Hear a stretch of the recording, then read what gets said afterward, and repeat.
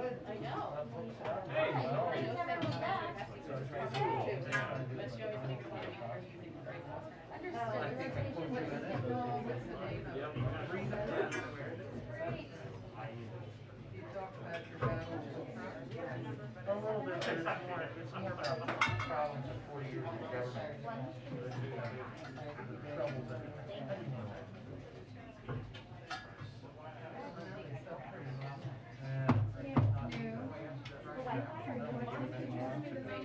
but I mentioned Are you better than what? You gonna cause trouble? It is, it's. No, what you do is go on whitehouse.org. And then go to the house and it says click here. And only the word here is in blue. yes, everyone will get it. I found it Steve tweeted it out. Yes, it under Steve tweeted it out. Thank you for helping out. Saturday? I think it was Saturday or yesterday. I think I found it Saturday. Pretty big Saturday. It's right at the top of my phone. That's how I found it. It was easy that way.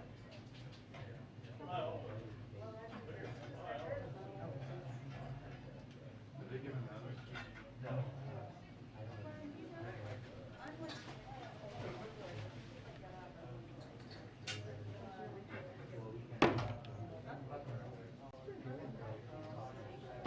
They haven't given it to me. They said, yeah.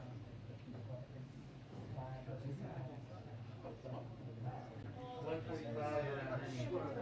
Absolutely. Actually, Did you? And I'm sure it was just as much as you. No, certainly not. Certainly not. Okay, I'll probably go see you. I don't have to look for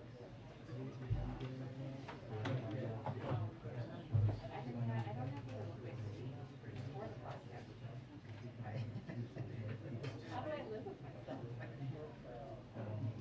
Hate it all. Humbly ask. Thanks. I used to. Do you have staff all night now? Yeah. Yeah. Wish bad about it.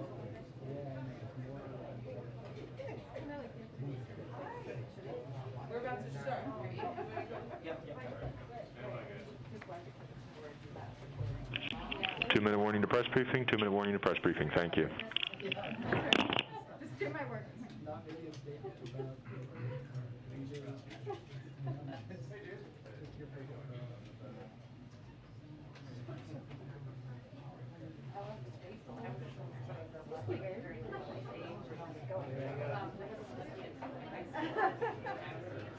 I think they're coming back.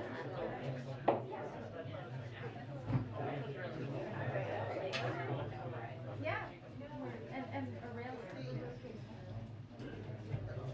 Got the black and white, black and red thing. We all got the memo. I don't got the memo. Hello. Where you go? Front row?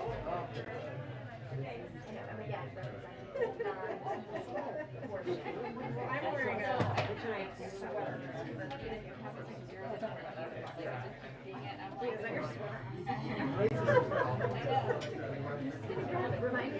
Yes. It's too hot in here. I really like this nice yellow touch. I think that's a really nice planetary. Like, can you choose these colors? I know.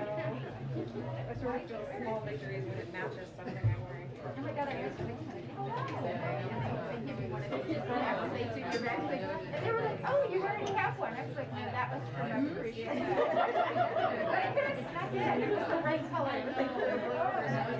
I want that. Oh, yeah. In your life and your span. That's right.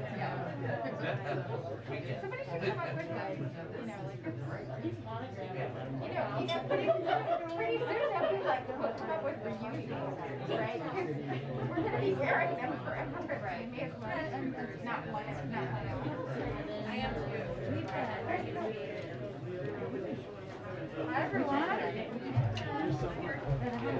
Okay. Hi, everyone. I know we have a time limit because of the press avail with the Germans, so we will get to as many people as possible.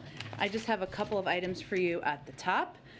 Today, the White House Task Force on Worker Organizing and Empowerment, led by Vice President Harris as Chair and Labor as well as Chair and Labor Secretary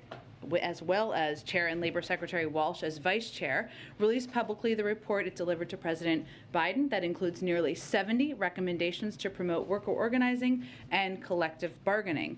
The recommendations include ways to increase private sector workers' access to information about their existing right to join or organize a union, a hugely important issue for the president. The president accepted the recommendations, and as a follow-up, the task force will submit a second report to the president in 6 months, which will describe progress and implementation and contain additional proposals for further action. Also wanted to note that today the Secretary of Agriculture, Tom Vilsack, will be announcing that the Partnerships for Climate Smart Commodities program, in which the Department of Agriculture will invest $1 billion in partnerships to support America's climate smart farmers, ranchers, and forest landowners. So these funds will go to projects that promote farming, ranching, and forestry practices that either remove carbon from the atmosphere or cut greenhouse gas emissions. And the investment is the latest Biden administration initiative aimed at combating climate change with a goal to cut the farm sector's greenhouse gas emissions in half by 2030 and put the United States on a path to net zero emissions by 2050. Finally, I wanted to note I have a Team USA water bottle out here today and a Team USA pin out here today. As you all know, we made a decision, the United States, not to send a diplomatic or official delegation to Beijing, given the PRC's ongoing genocide and crimes against humanity in Xinjiang and other human rights abuses. And that was a clear statement and a clear policy made by our government. But at the same time, we wanted to note Team USA has our full support. We're behind them. We're watching from home. We want to thank them and their families for everything they have sacrificed over the course of time. Lots of athletes to watch. I'll just give a plug, because I'm an Olympics-obsessed person. Nathan Chen, we're going to watch him. Chloe Kim, Michaela Schifrin, you've got lots of more chances. Anyway, we'll be rooting for our U.S. athletes, even as we made a very important statement about our concerns about Beijing's and the Chinese human rights abuses.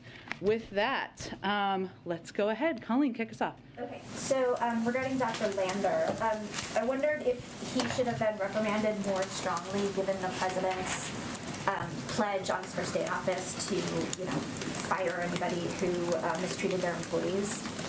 Well, let me just give you an overview of what we have done to date, and I know there may be more questions on this, of course, which we welcome. The president has been crystal clear with all of us about his high expectations of how he and his staff should be creating a respectful work environment. One of the steps we took early on in the administration was to institute a safe and respectful workplace policy across the executive office of the president, something that was done early on. It was because of this policy and this process that when the complaint was filed, a full and thorough investigation was conducted pursuant to that policy.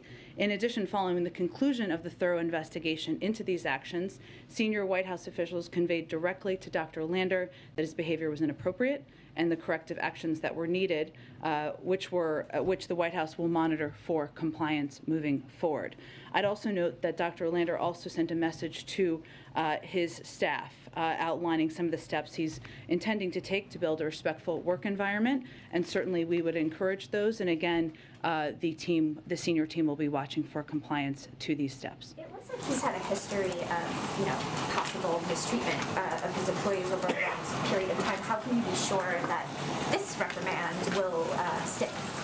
Well, I would just reiterate again that, let me start with the first part of your question. Each nominee undergoes a thorough vetting process as a part of their nomination and confirmation process. And of course, we look carefully to ensure each candidate's suitability for the role they're chosen for.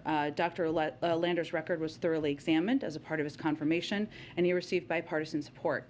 including final confirmation with a voice vote. But again, once we were made aware of the complaint, we launched a thorough investigation, and compliance with the recommendations will be required in this regard. Go ahead. Thanks, Jen. On Ukraine, Zelensky's office said yesterday that a diplomatic solution seems much more likely than war. And then we saw Jake Sullivan say yesterday that an invasion could come at any day. Can you help us square the difference here and why there still seems to be such a stark difference in assessing the threat? Well, what our national security advisor also conveyed during some interviews with a range of your networks yesterday was that we're pursuing a two-track approach, which includes deterrence and diplomacy, but that we are ready either way for whatever decision President Putin might make. And we don't have a new assessment of his decision and where he stands on it. We also need to be prepared. Being prepared is exactly what we can do from the U.S. government in coordination and in partnership with our NATO allies, our partners in Eastern Europe, and of course the Ukrainians. And that is what we're focused on. So we don't actually see it as a conflict. Is Kiev wrong then on this? In terms of the preparations, the or diplomatic solution being more likely than war? It seems hard to square that with Sullivan saying that an invasion could come at any day. Well, I think we certainly would prefer a diplomatic solution. I think that's everybody's preference and everybody's hope. But again, this remains up to President Putin to make a decision about which path he's going to take. We don't have an assessment of that. So what our focus is on is preparing for a range of contingencies, including in coordination with the Ukrainians, making sure they have the supplies they need, the humanitarian assistance they need, the security assistance they need, and we're doing that consistently, even while we are closely watching the buildup of troops on the border. Switch topics, if I may. Delta's CEO is asking for the administration's help in creating this no-fly list for unruly passengers. Is that something the administration supports? I have not had a chance to talk to our team about that. I can see if there's any opinion on that from here. Okay, and quickly, a housekeeping thing. Do you have a sense of when the president will start meeting with SCOTUS candidates, and if any of these meetings happen in Delaware, where there are not visitor logs, does the White House pledge to disclose that those meetings took place? Well, I think at this point, I don't have any more details about the process to outline for you. As you know, what the president's been focused on over the course of the last several days is reviewing and consulting with internal team members on a group of qualified nominees.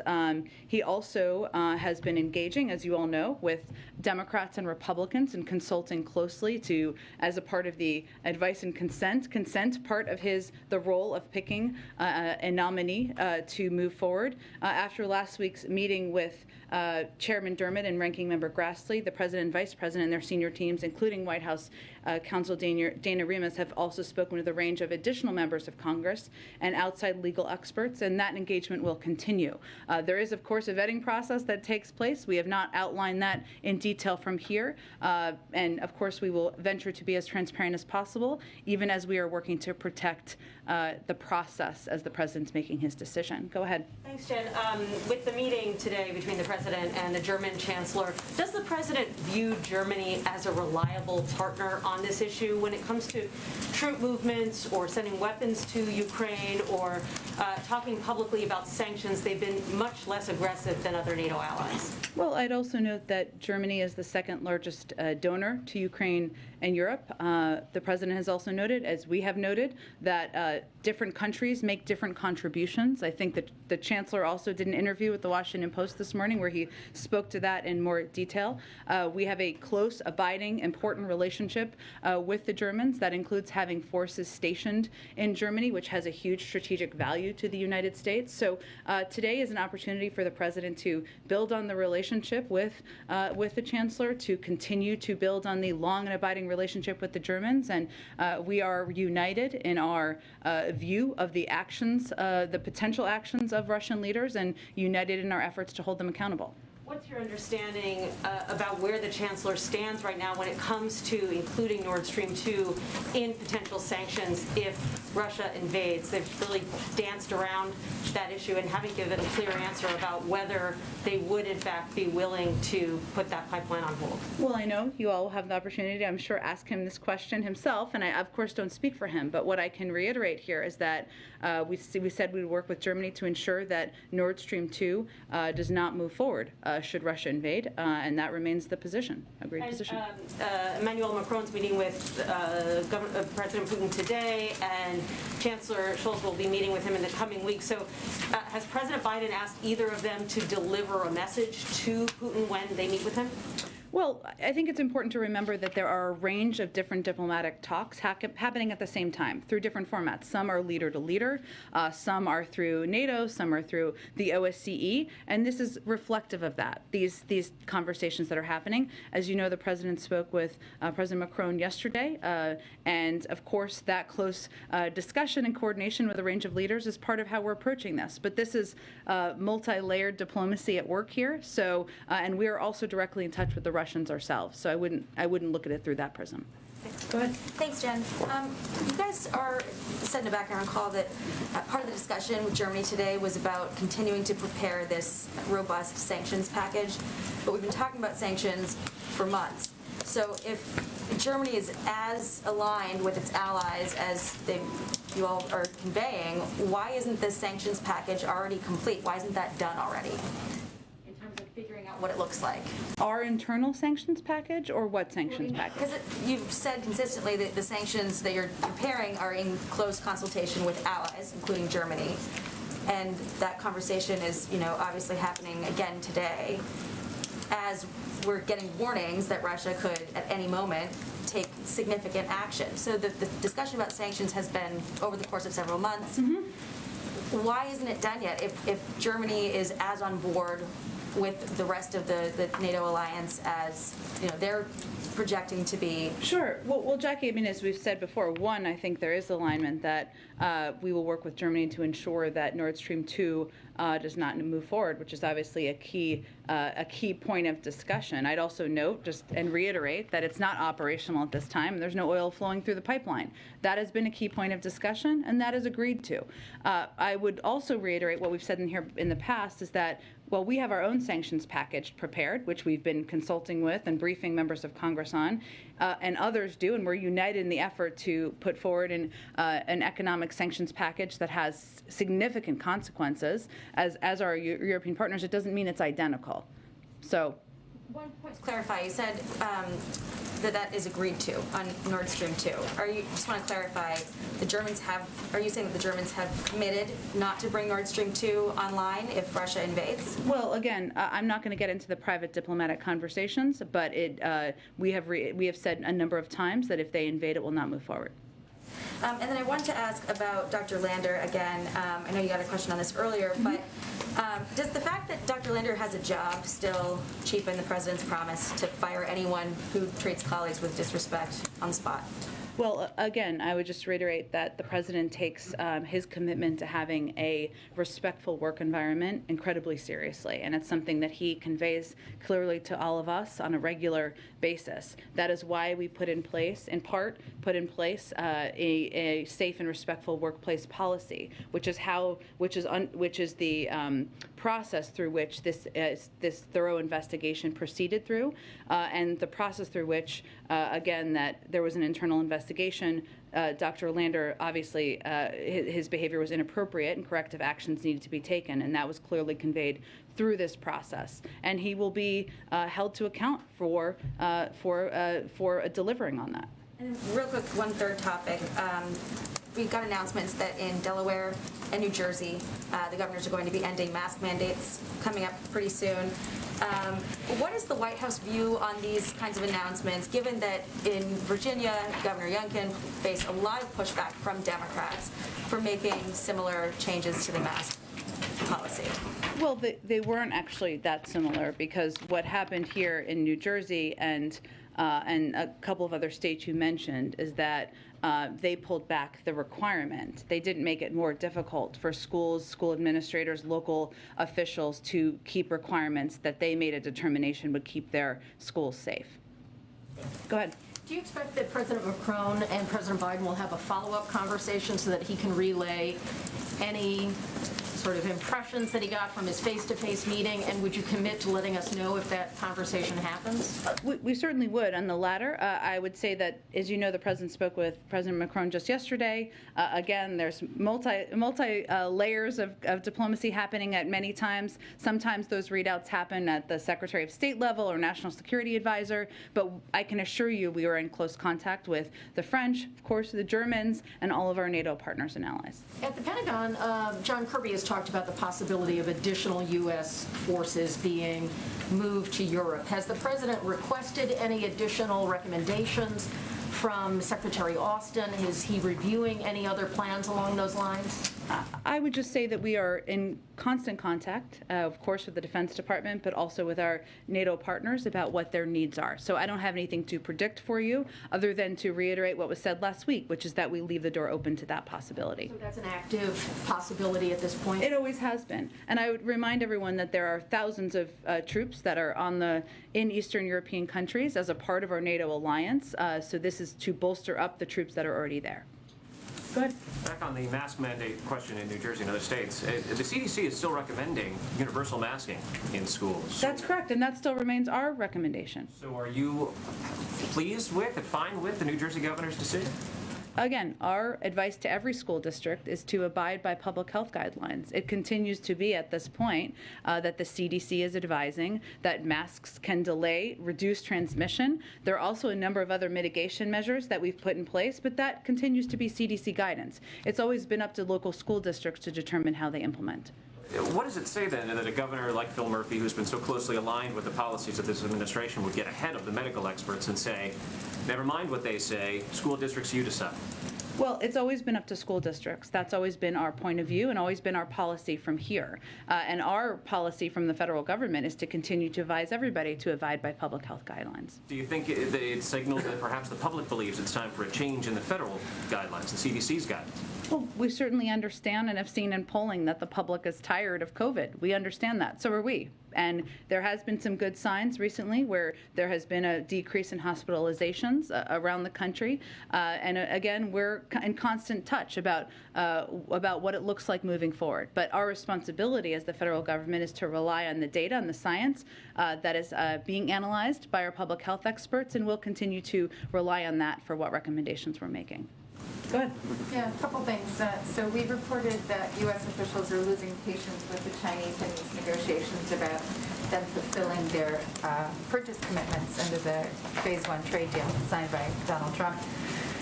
What is the perspective from the White House in terms of what can you do, and does the president intend to weigh in on this issue? Well, it's a good question, Andrea. I mean, as you know, they did not abide by their purchase agreements. We know that. Factually, we've seen that. This is really under the purview of the USTR and our trade representative, Catherine Tai. We remain in close touch with her about that, but I would really point you to them for any updates on the process. Okay, and then this situation in the Canadian, or in Ottawa, the truckers' protest, there does seem to be evidence that these truckers are getting support from conservative forces or right-wing forces in the U.S. Are you investigating that at all? Is there any kind of, involvement of U.S. authorities in looking at those money flows going to these truckers, and are you concerned about it? Well, I would say a couple of things. This doesn't answer your question, but I just want to get this out there, too, on this particular topic, and then I'll come around, I promise. We have been engaged since the outset. Well, some of it hopefully answers your question, I should say, of the protests. There have been zero impacts to CBP operations, which is a question people have understandably been asking us.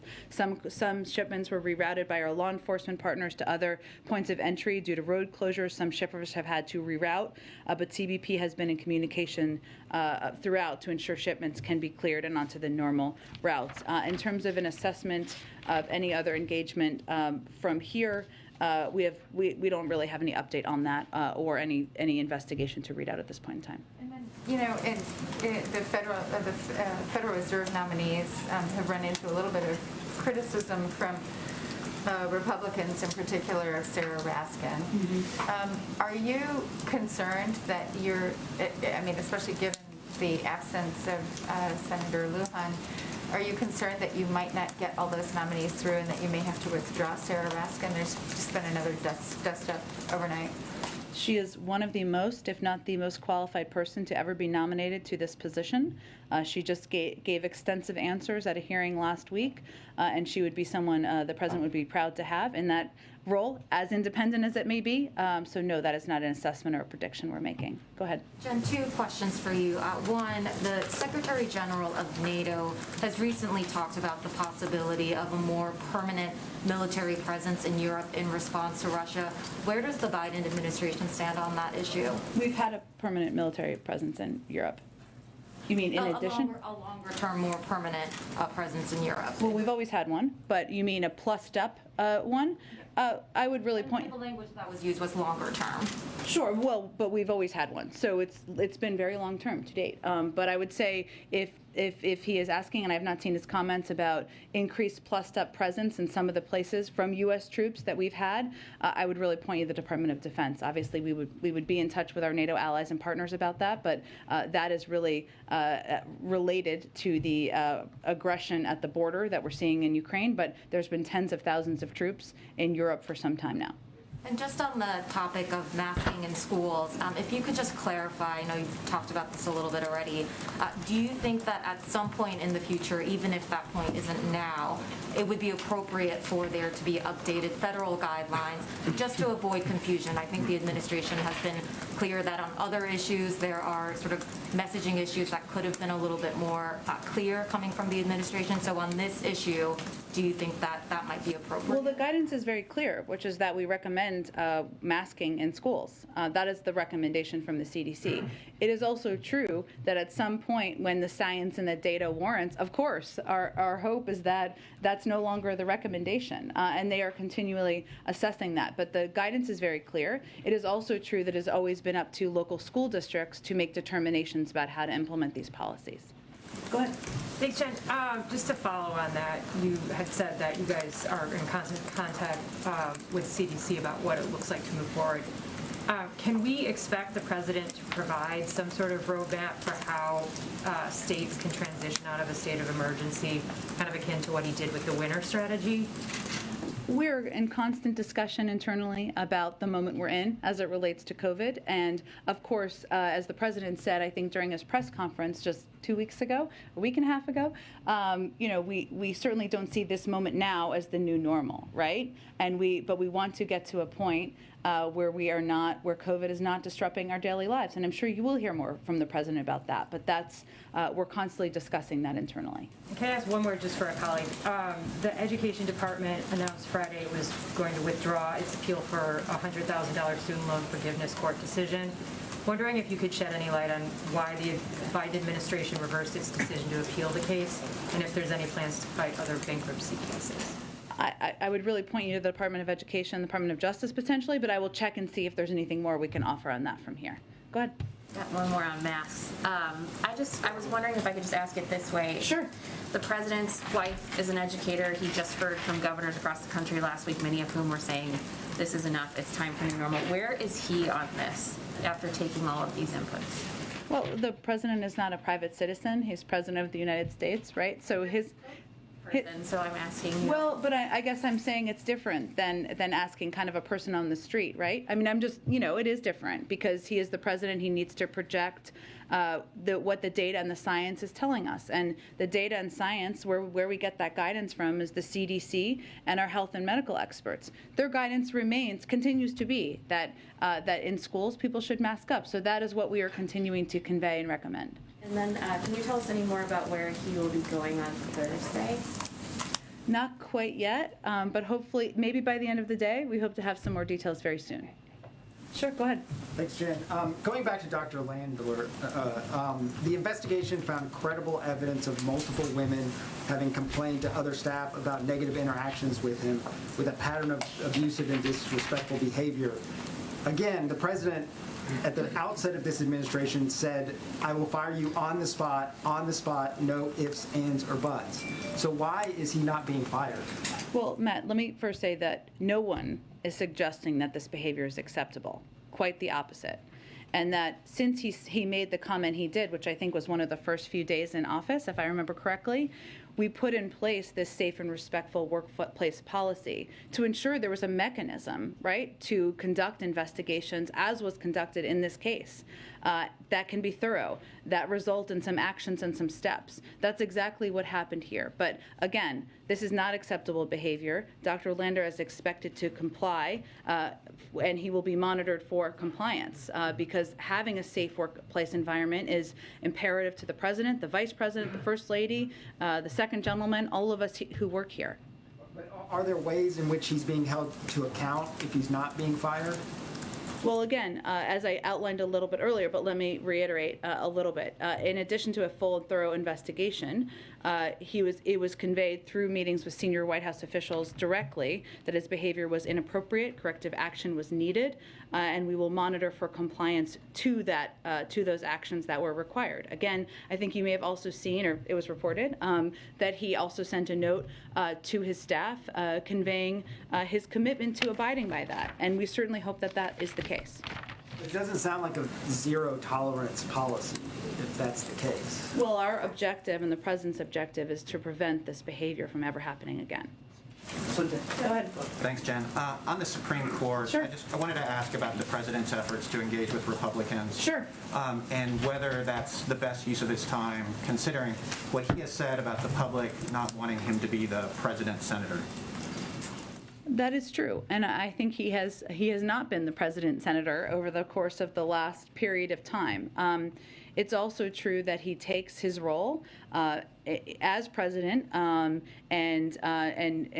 going through the process of selecting and nominating an eminently qualified nominee very seriously. And in his experience as the former chairman of the Judiciary Committee, that includes consultation with key members of the Senate, and that is an important part of the process in this case. I think what he was referring to in those comments was hours and hours and hours of endless closed-door meetings as it related to negotiating through the course of the fall. But this is an opening to a lifetime appointment, an opening on the Supreme Court, which is a lifetime appointment, something the president takes very seriously, and consulting with Republicans and Democrats is an important part of that process in his view.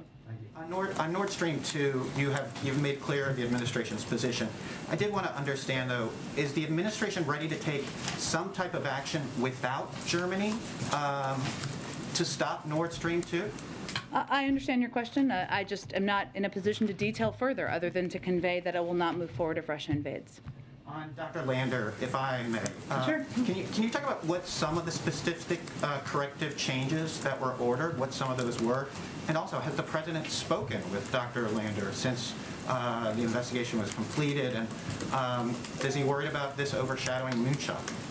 Well, I would say that the president's hope, all of our hope, is certainly that Dr. Lander will abide by making changes, that he will be held to account, to comply fully with the steps that needed to be taken.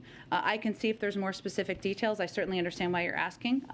But overall, it's ensuring that he is creating a work environment that people feel safe, they feel supported, and that is respectful. And that is the overarching policy that needs to be implemented moving forward. You saw him send a note to staff last week. Now it is whether he is implementing those policies moving forward. Have they spoken?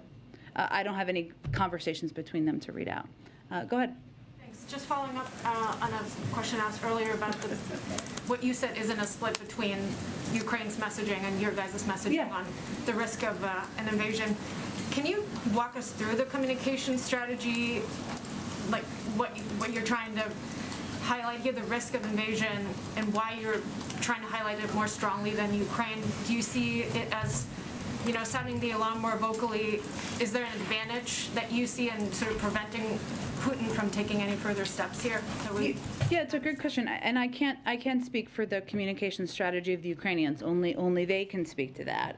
But I can tell you that what we have been trying to do, we obviously have a range of information, a broad broad range of information that we have been able to gather here and also through partnership with our allies across the country. Our objective, as we talked about a little bit on Friday, is to deny Russia the opportunity to use some of the tactics, sometimes some of the lies that they have done in the past to justify an invasion of Ukraine. That's straight out of their playbook. We have seen tactics they have used in the past where a few years ago, Russia's defense ministry falsely accused the United States of running a clandestine biological weapons lab in the country of Georgia, enabling their efforts to destabilize the Georgian government. They used to fabricate stories in Syria about how attacks on international aid convoys were undertaken by rebels or terrorists. We have undertaken an effort to, in some cases, declassify information, in other cases, describe in as great a detail as we can without putting at risk sources and methods what we're seeing, what information we're evaluating, so that it makes it more difficult for them to lay a predicate for invading Ukraine. So that is why we're doing it. I'd also note that a number of your news organizations, of course, have reporters near there who are seeing the troop buildup, right? So there is justification and validation from even that, but also from our partners around the world as well. Go ahead. Thank you, Jen. Senator Manchin expressed confidence over the weekend that reforms to the Electoral Count Act will pass.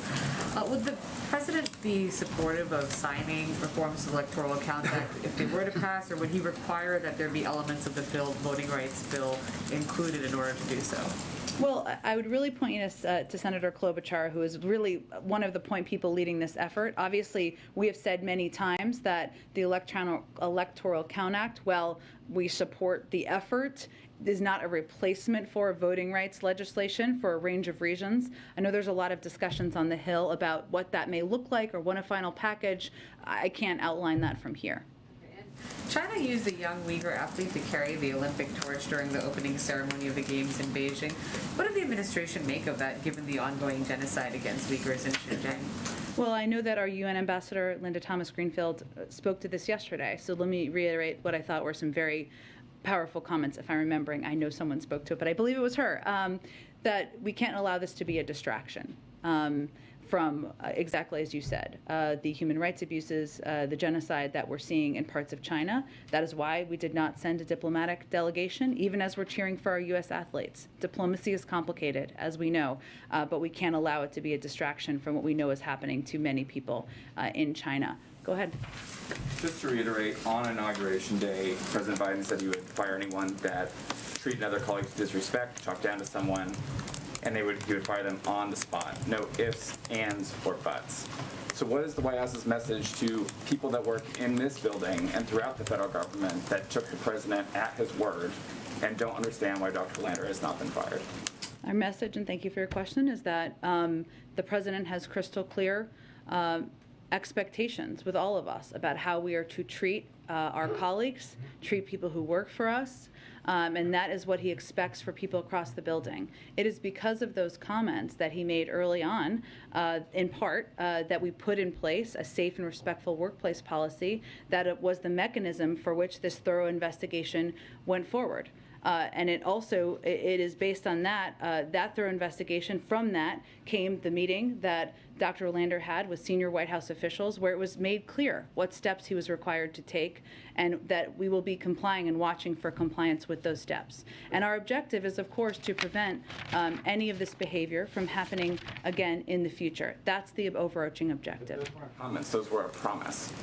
Absolutely. That's why we put in place a policy to ensure there is a mechanism for investigating and a mechanism for preventing this type of behavior from repeating itself. He promised to fire people that did this, and he hasn't fired. The individual the White House found violated what he said. I understand it, and again, let me just reiterate, nothing about his behavior is acceptable to anyone here at all. Quite the opposite. Let me be clear about that. But there is now a process in place that was not in place at the time to evaluate and determine what the steps should be taken in the event that any behavior like this occurs to prevent it from happening in the future. That is exactly what happened in this case. The federal employees shouldn't expect that people will be fired if they treat colleagues with disrespect. Again, I think I've outlined very clearly what the process was. Go ahead. Two questions for you, excuse me. It's more than that. I think it's clear that we put in place a process process, an internal process, to ensure that there was a thorough investigation, that it was evaluated, that steps were taken for this individual, Dr. Lander, to meet with senior officials, to make clear that there were requirements that would be put in place, and he was expected to comply with them to prevent this behavior from ever happening again. Go ahead. Questions. First, on Senator Manchin, on Build Back Better, he's reiterated again his view that that structure is done.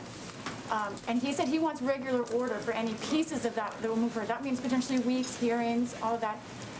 Is the president on board with that idea of hearings, markups, and if not, what's his plan for elements of Build Back Better to move forward?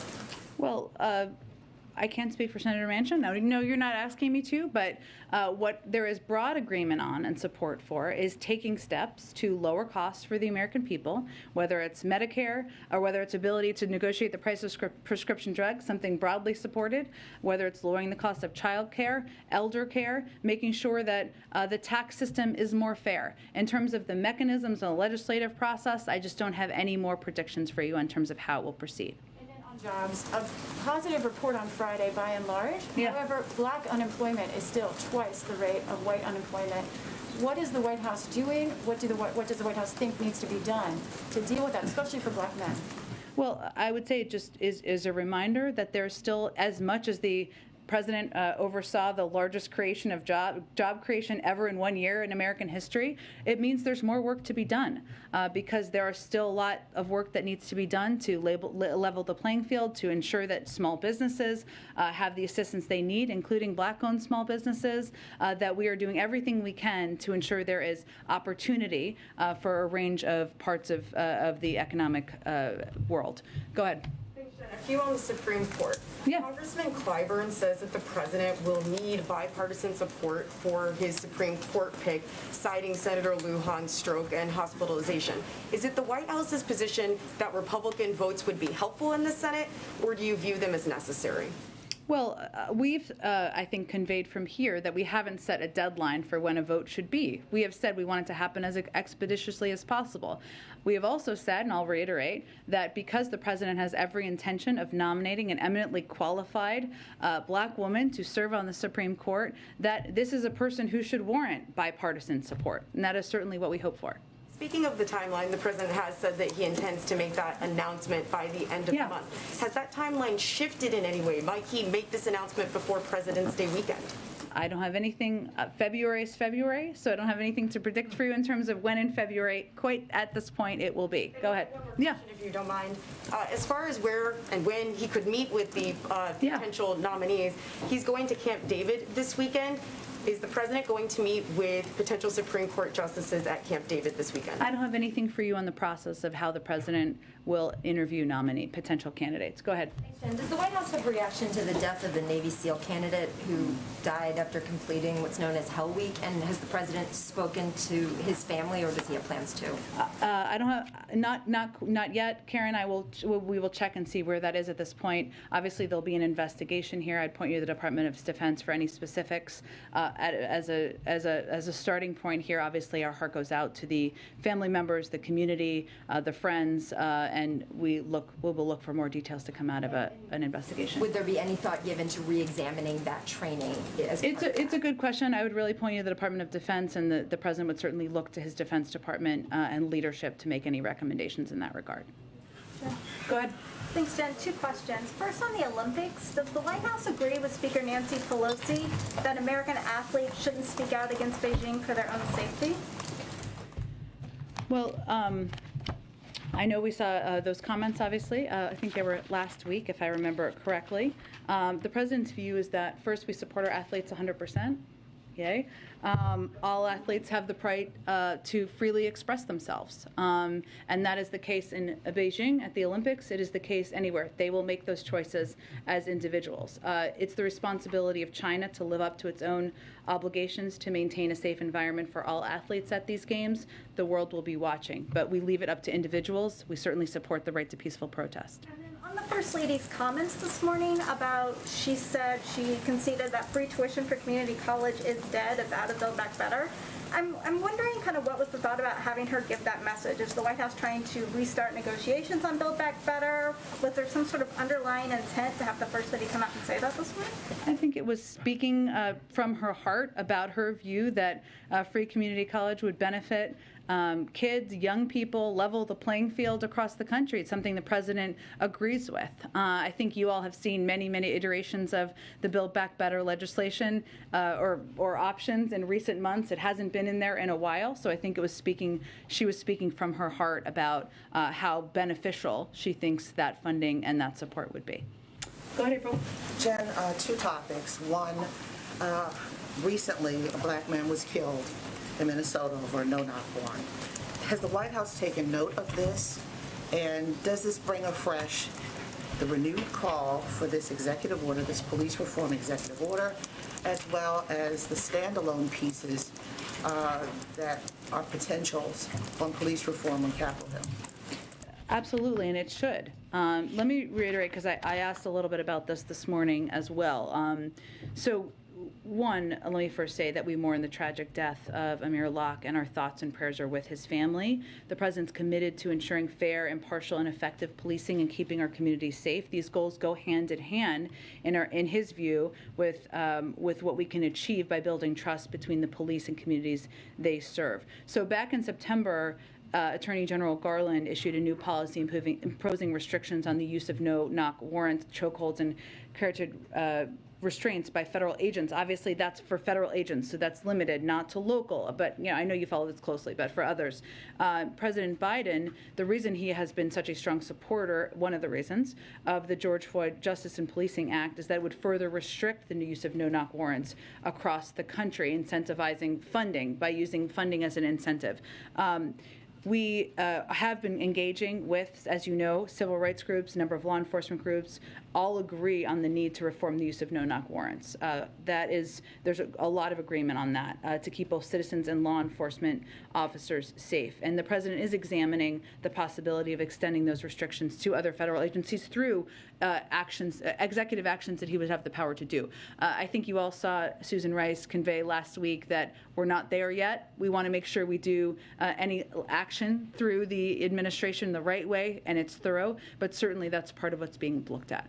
All right, and on the second topic, there is a serious shroud of secrecy around the nominees for Supreme Court, understandably. And I've got two questions on this. One, what's traditional about the process? And then what is very unique to the process because of the historical nature? If you can tell us, and I'm sure you can give us something. No, it's a good question. It's a very thoughtful question. I was just trying to, there you go. I walked right into that one.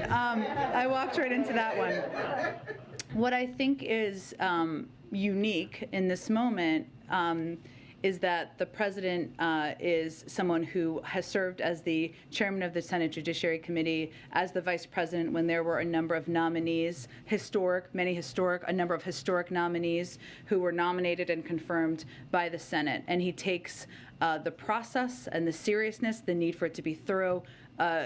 He's very focused on it. I don't know that that's unique. Obviously, every president, I would hope, takes the process seriously, but he also takes, there was a question earlier about this, the component about advice, part of it very seriously in terms of consulting with Republicans and Democrats in the process. What is unique about this moment? I want to read your article about this to hear what you have to say. We've got a lot of articles already. Okay, your next article about it. I think it's safe to say that there are some criticisms that have been out there without any names being confirmed that are unique to having the possibility, the likelihood, the plan for a woman of color being nominated for this position. And the types of language that are used by some to describe who the president might pick as a nominee are unique to that. Spoke a moment ago about advice on his nominees. We know the internal advice, particularly from the counsel's office as well as the vice president. Yeah. But external. When is the last time that the president talked to Anita Hill? To Anita Hill? Yes.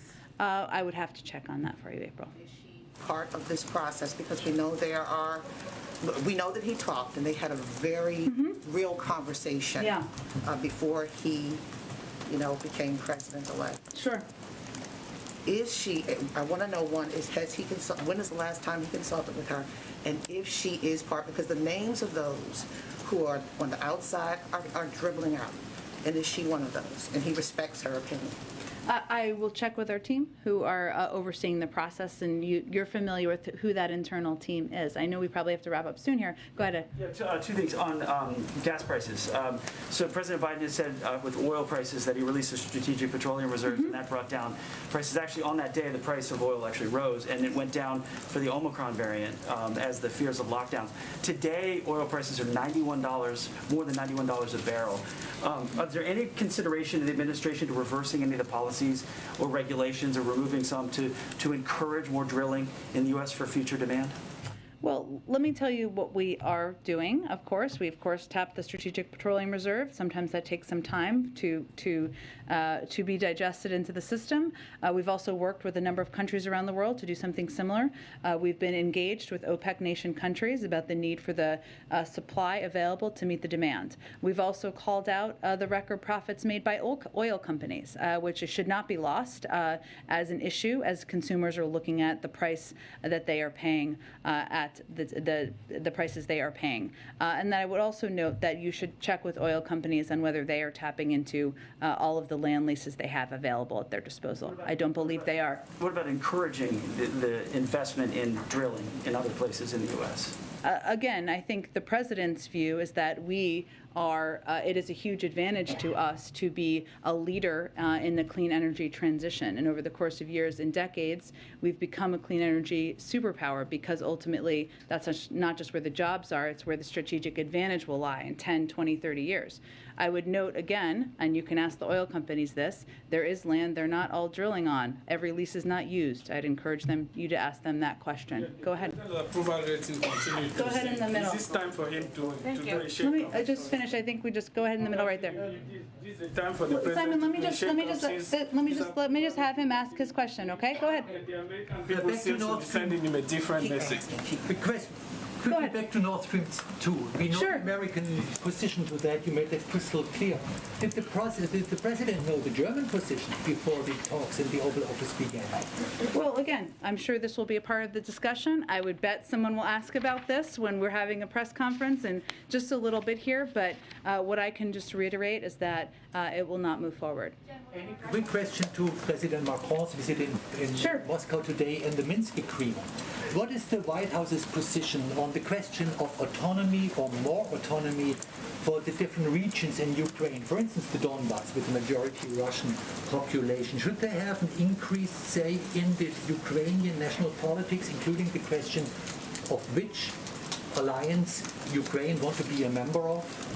Again, our position on this has not changed. Obviously, the Minsk agreements is part of the discussion, as has been reported, between President Putin and President Macron. We'll wait for those discussions to conclude, and we certainly support any means of diplomatic engagement. All right, thanks, everyone.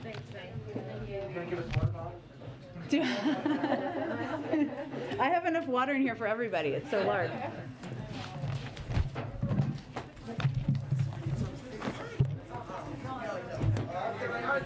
Thanks, Jen.